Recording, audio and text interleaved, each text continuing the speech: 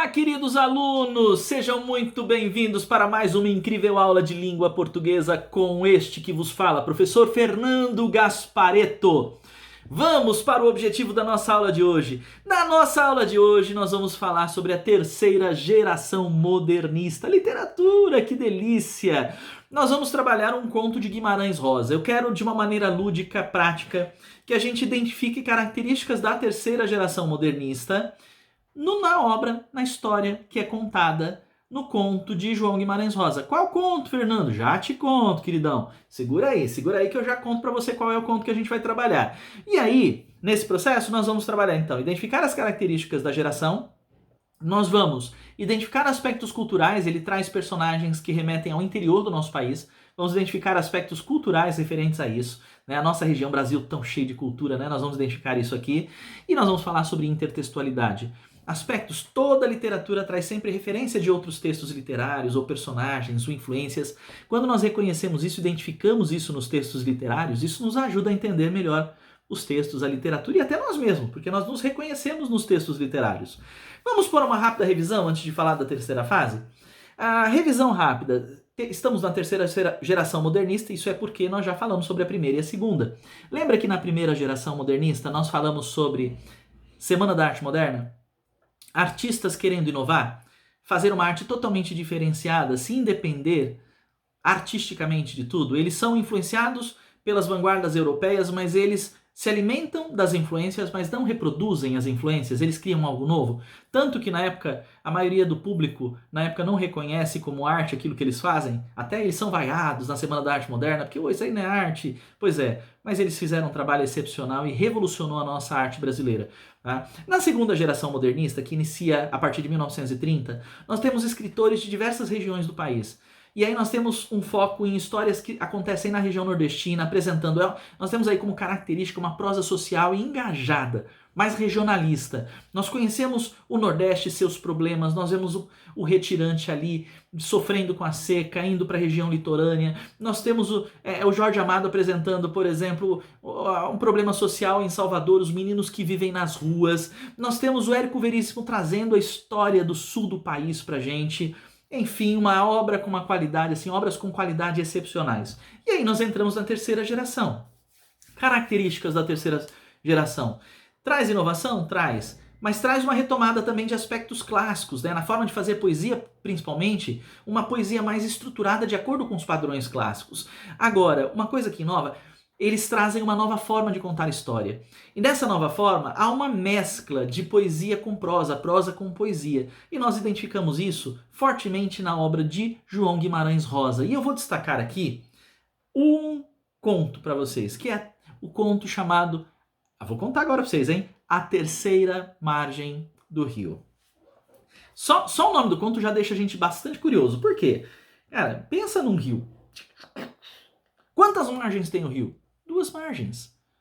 O que seria uma terceira margem do rio?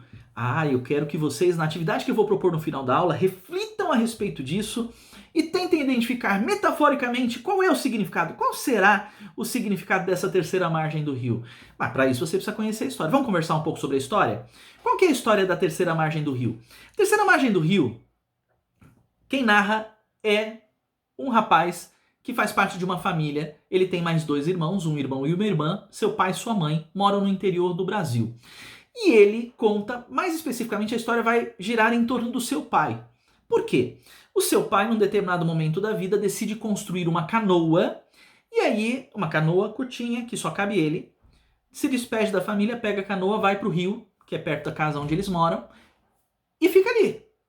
Ele não vai embora, ele não pega a canoa para ir para algum lugar específico, ele fica entre as 2 margens, ali. Não leva troca de roupa, não leva comida, fica ali. Este filho que conta a história se preocupa bastante com isso, começa a levar comida escondido, depois ele descobre que a mãe dele sabe, às vezes eles levam uma troca de roupa e tal, mas o pai nunca mais interage com a família, fica ali alheio no rio. E passa 10, 20, 30 anos, o tempo passa e ele continua ali. Todo mundo vai seguindo a vida, inclusive a irmã, por exemplo. A irmã dele casa, tem um filho. Num determinado momento, ela fala assim, encuca, coloca na cabeça que ela tem que mostrar o filho, apresentar o neto pro pai.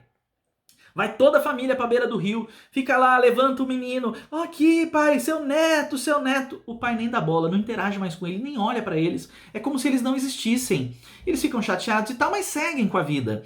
E a vida vai, segue. Todo mundo acaba indo embora da região, a mãe vai morar com a filha, o outro filho vai embora. Só esse filho que não consegue se livrar da figura do pai, fica preocupado com o pai e está ali. E o intrigante da história, quando chega no final da história, ele já tá velho. E ele sabe que o pai tá mais velho que ele, sofrendo. Ele já tá sofrendo com artrite, com não sei o que e tal. Fala assim, meu pai. E ele tem uma brilhante ideia, na cabeça dele foi uma brilhante ideia. Ele vai até a beira do rio, grita pro pai, pai, olha eu aqui, faz o seguinte, vamos fazer um acordo. Pai, eu tomo o seu lugar, o senhor já ficou muito tempo aí, deixa que vem pra cá, que eu vou aí e fico no seu lugar.